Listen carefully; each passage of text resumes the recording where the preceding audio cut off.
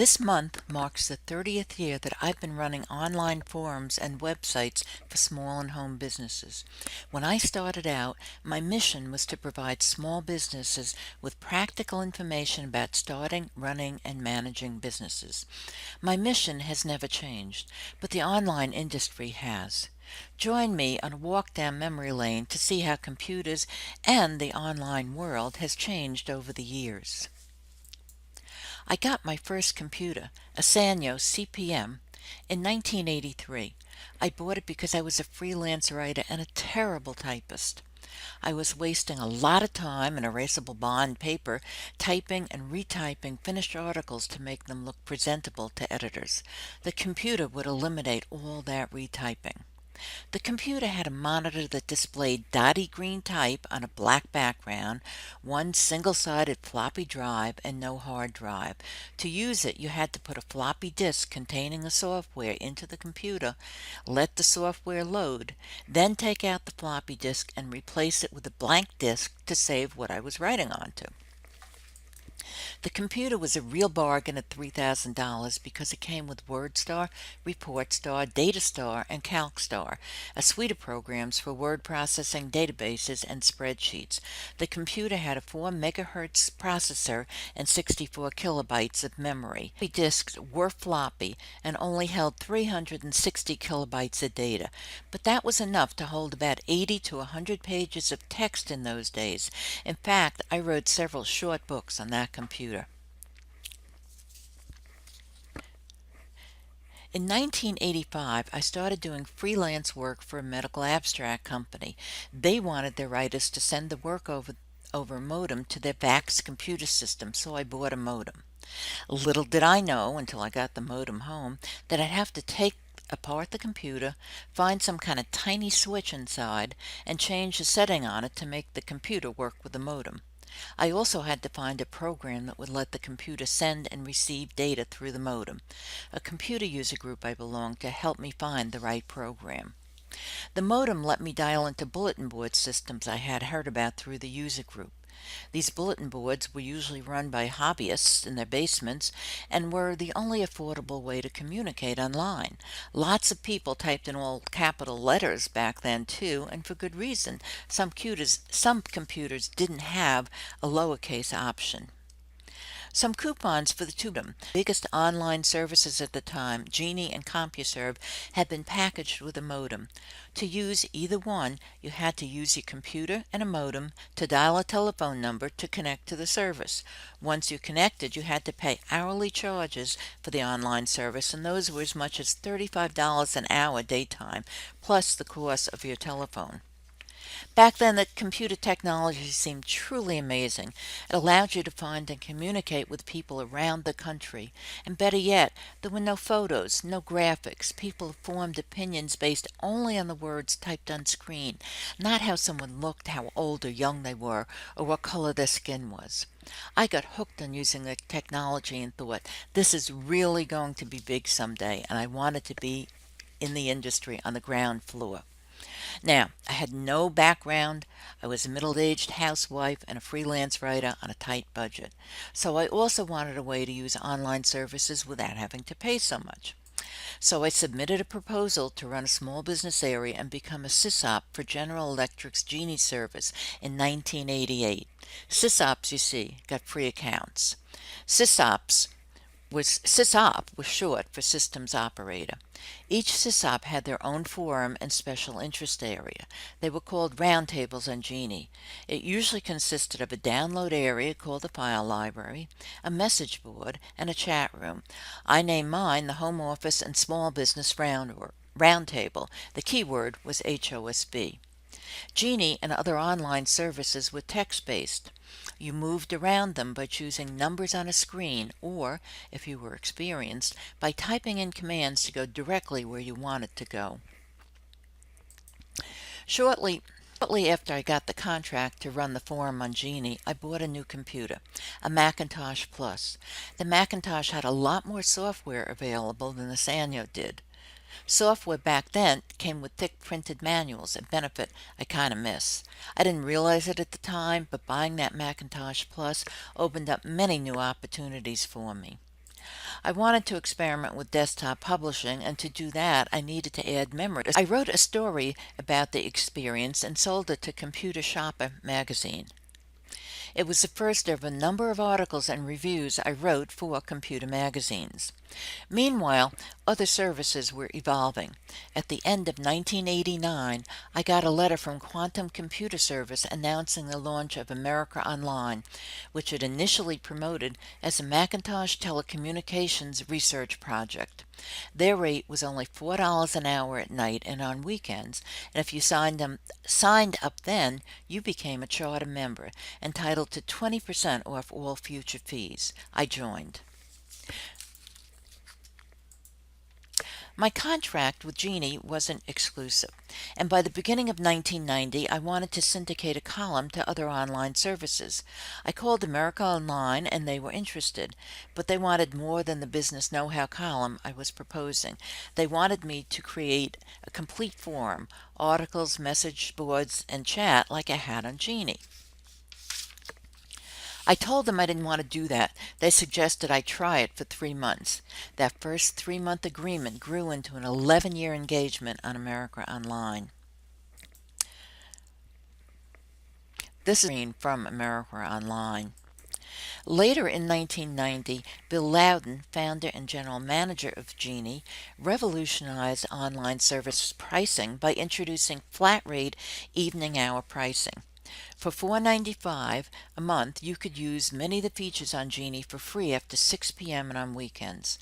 The pricing was popular, so popular that Genie couldn't handle the load initially and crashed.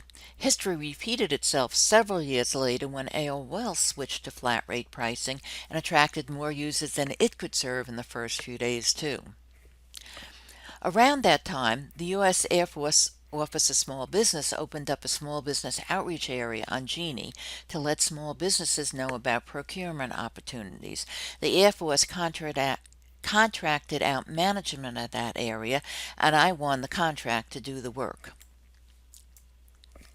While running the two online forums, I began to see similarities in the questions people were asking about starting and running businesses.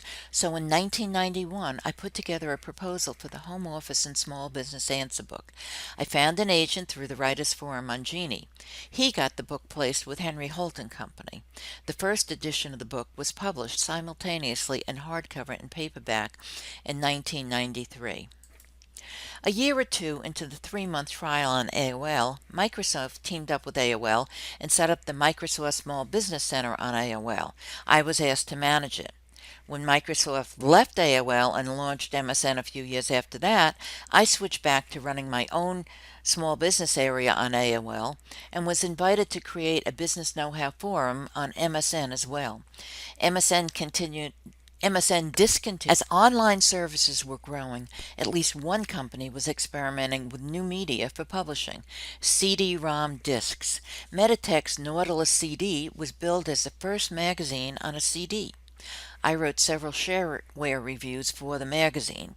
Shareware is try before you buy software.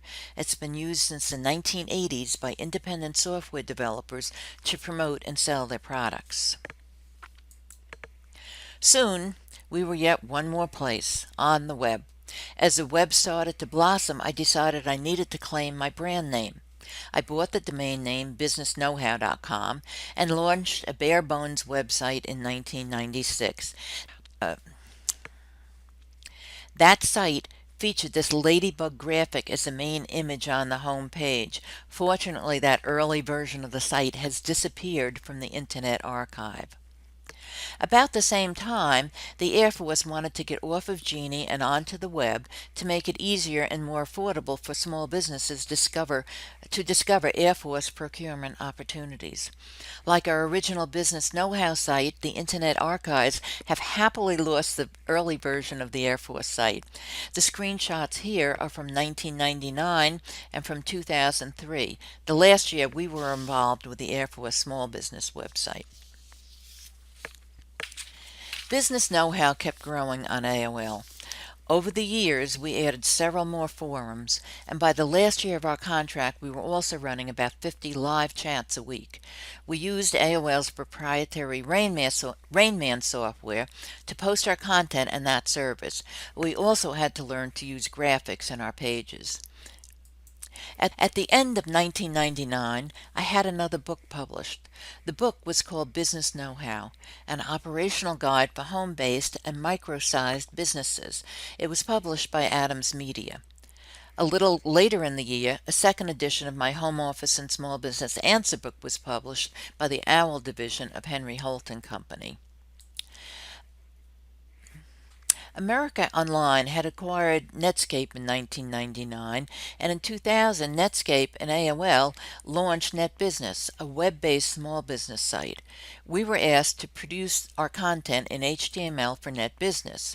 We set up the HTML content in a subdirectory on businessknowhow.com using NetBusiness branding and colors.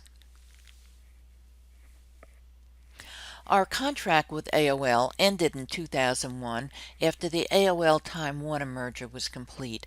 At that point, we put all our efforts into building and developing the businessknowhow.com website. Although it had been set up in 1996, we didn't put much content on it until after the AOL contract ended. Fortunately, our audience followed us to the web, and we were able to attract even more visitors. A couple years afterwards, in 1993, we started running Google ads on the site. That's when Google introduced the AdSense program for small business publishers. Although we continued to run some other ads on the site, AdSense offered us an easy way to put relevant ads on the site and to get paid on time for those ads. Today, we also get ads through Ezoic, a Google partner. The businessknowhow.com website has continued to evolve. Now, 30 years after I launched the Home Office and Small Business Roundtable on Genie, we have thousands of articles to help small businesses succeed. Our current site is easily readable on desktop computers and on mobile devices. We have a mobile-friendly version of our newsletter, too. And we have social media presences on Facebook, Twitter, LinkedIn, and Google+. The equipment we use to produce the site has changed as much over the years as the online world has. When we had to start adding photos to pages, I bought my first digital camera, the Sony Digital Mavic. It recorded images onto a floppy disk that got inserted into the camera. To get the images out of the camera, you put the floppy disk in your computer. I bought this Canon laptop in the early 90s and numerous PCs after that, as well as another Mac or two. I learned how to add memory to the early desktop PCs as well as I did to the Macintosh. Each new desktop PC had more memory and better graphics and more storage. My current desktop, an HP Pavilion I bought 5 years ago, has 10 gigs of memory and a terabyte hard drive. The notebook computers I bought over the years have shrunk in thickness and weight. I'm still using a Toshiba from 2013 because it's super light, and like my HP Pavilion desktop from the same year, it still works just fine. Storage options have changed too. Now, instead of a special floppy disk cabinet stuffed with disk backups, my backups are on removable USB drives. And as you can see from this image, they've gotten slimmer and lighter and more powerful too. Years, several digital cameras have replaced that first Sony Mavic. Today, I get the best still and video shots with this Canon SX60HS. But I also take some photo shots, like the photo of the Canon camera on this page, with my smartphone. We also license stock photos from several sources. But with all the changes over the years, there's one thing that has never changed. Our mission is to provide timely, practical information and to help small and home businesses succeed. If you own a small business or if you're thinking of starting one, I invite you to explore the site and sign up for our free newsletter.